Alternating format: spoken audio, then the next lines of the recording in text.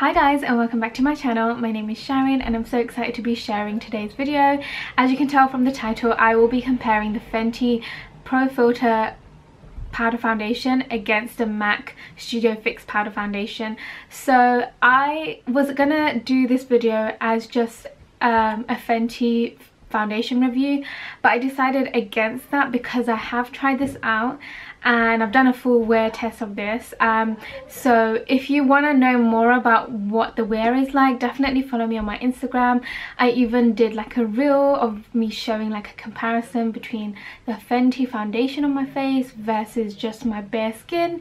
So yeah, definitely do follow that. But I thought I would do a comparison because I feel like these are the only two foundations I have that are powder, and I feel like a lot of people are generally gonna compare the two anyway, because I feel like a lot of people have the MAC Studio Fix powder as well.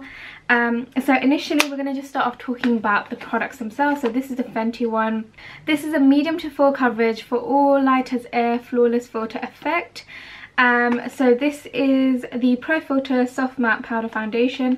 I use the shade 290. This is my match in the actual liquid foundation, and I thought I would just stick with that. So this is the packaging. First of all, super cute packaging. So just to let you know, this retails for £27. You get 9.1 gram of product, and if you compare that to the MAC one, you actually get 15 grams in here, and it's also £27. In terms of the shade range, we have 50 shades in the Fenty one, and then we have, I believe, 54 in the Studio Fix one. I'm not actually sure because I've been typing it in and they're not actually telling me exactly how many shades there is, but I just went on the website and I kind of had to count and just see how many there was. But obviously this has been available for a really long time, so they've always added more shades in this collection, whereas she started off with 50 like straight away. So in the Studio Fix powder, I have the shade NC40, and I'll be honest, I feel like this is maybe slightly too light for me.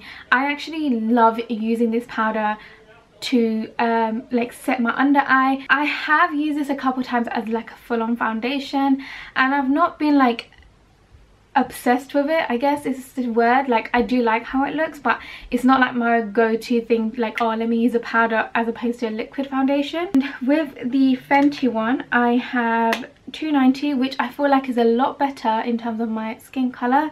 I feel like with this foundation, I was watching quite a few reviews, and someone that was using 290, it was super orange on her face, which is weird because in the pan it does not translate that way, and I was worried that was going to happen to me, but actually it didn't for me. So I don't know what was happening with her one.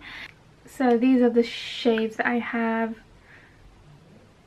So one thing I will say, with using a powder foundation, you definitely want to make sure you prep your skin, especially if you have dry skin. So for me, it's using a good moisturizer and a good primer.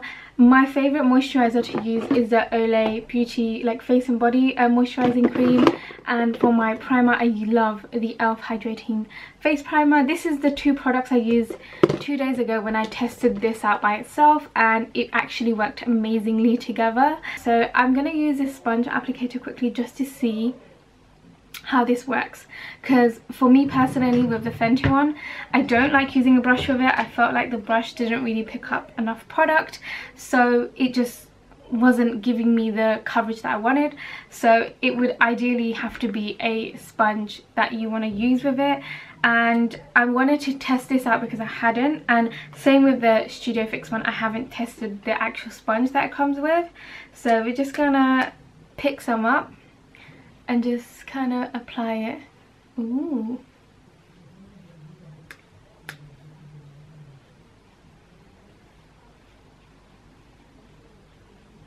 I will say one thing, this shade is beautiful and perfect for me. Like, I felt like I was kind of worried that it was a bit too light, and actually it's like a really nice shade. I don't know if I'm a fan of this. It does definitely add coverage, as you can see, but I think I prefer just using a beauty blender. I'll be honest, I always use a beauty blender, and I travel with one. Like, I have one in my handbag with my other Studio Fix. So for me, like, yes, in times of needs I will definitely use this when I'm like out and about, but generally speaking I think a sponge is better. As you can see, I haven't put any concealer on, and I chose not to because I want to test the two out by itself. So on the other side I'm going to use the Studio Fix one. I'm going to also use this sponge applicator to begin with, just to see what it's like in terms of picking up product and how much coverage it gives. It does definitely add to the skin, but I don't know, again I just feel like these ones are a bit of a, you'd only use it in times of need. So I'm actually going to go back in with my sponge and pick some more product up. I thought this foundation shade was a little too light for me, but I think actually it's not all that bad. Okay, so I've just completed the rest of my makeup look. As you can see, I'm wearing blusher and highlighter on both cheeks. I found that layering powders on top of the foundation doesn't actually shift the powder itself, so that's great.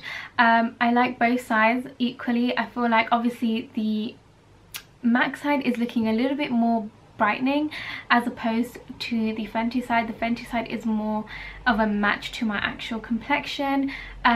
Equally underneath the eyes, the MAC side is definitely brightening a little bit more than the Fenty side is, but again I feel like that's just because of the shade I have. The MAC one is definitely, NC40 is definitely not my like complexion shade. It's a shade I picked up specifically to highlight, and I wanted this powder specifically to travel with and like be on the go with and like do touch-ups with. So I feel like if I had gotten a shade darker they'd probably look about the same.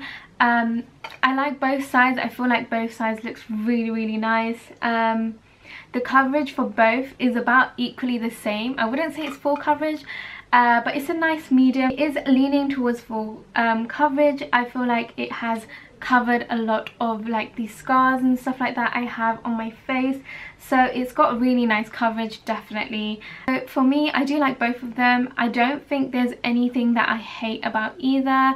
I would say that definitely trying these out with other products and like layering and like maybe trying with concealer underneath it, I might feel differently, but as it stands on its own and with powders on top of it, they both look flawless. Like honestly, I am loving how both sides look.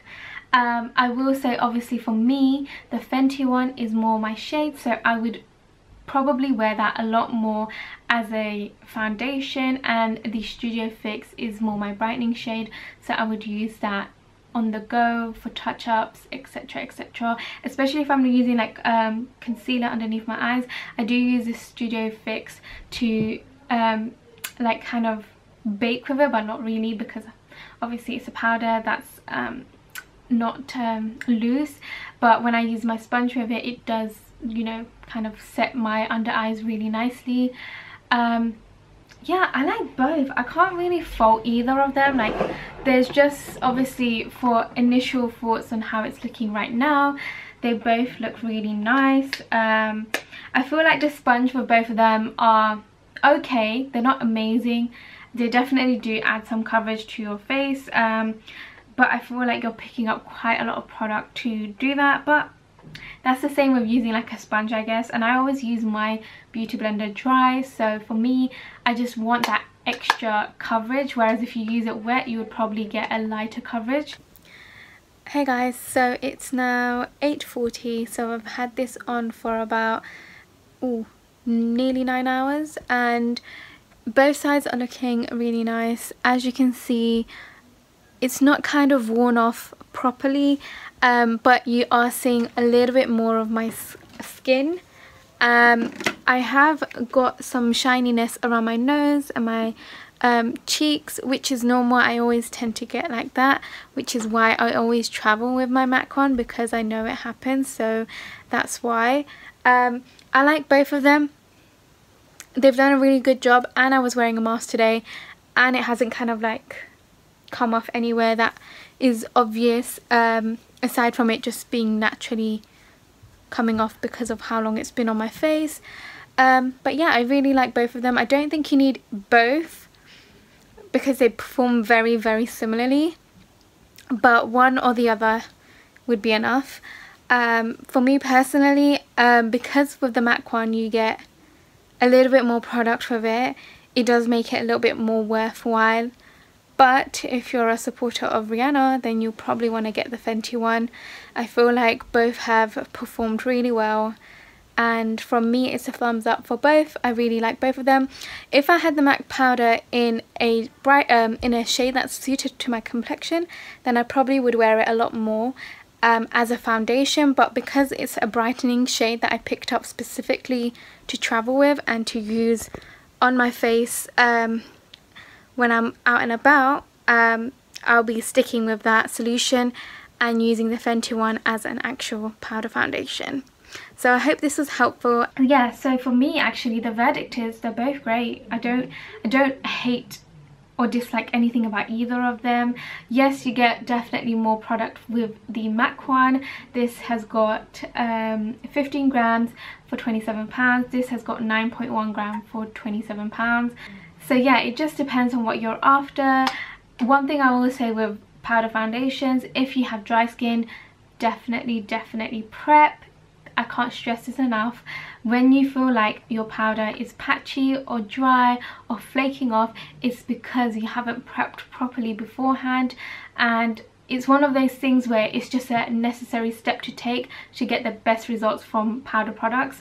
So for me, it's having a good moisturizer, using a really nice hydrating primer so that it doesn't slip or like crease anywhere on your face, and then putting powder on top of it.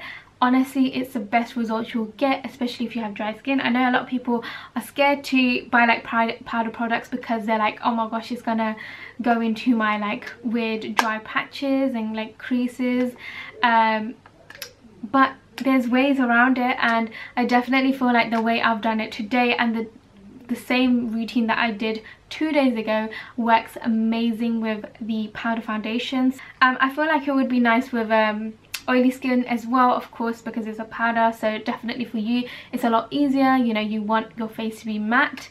But yeah, I really like both. Like I don't know what to say. Like I can't even fault either of them right now because they've both done an amazing job.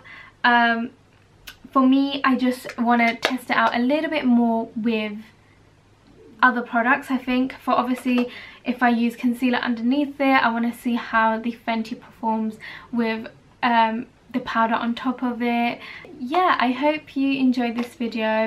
Let me know down below what else you'd like me to review. I definitely think you should follow me on my Instagram. I do a lot of reviews on that, and I'm going to start now doing 1-minute reviews on products. So it's going to literally be a video of me talking about, like, for example, these two products. I'll give my pros and my cons, and I'll give you all the information you need as well in the description about the price, the quality, you know, the shade range, all of that.